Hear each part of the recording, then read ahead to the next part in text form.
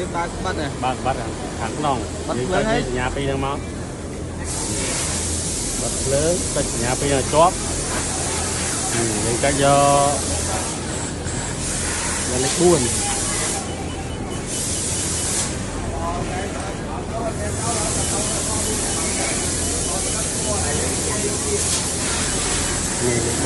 lịch buồn nhưng đã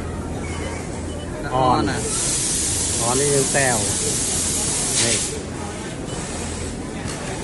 mực vặt này làm thế mặt thái những ba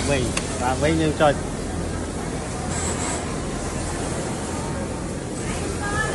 bọc từng phần này chạy nào chóp chạy on lịch buồn đi lịch buồn nhưng chạy nặng on đi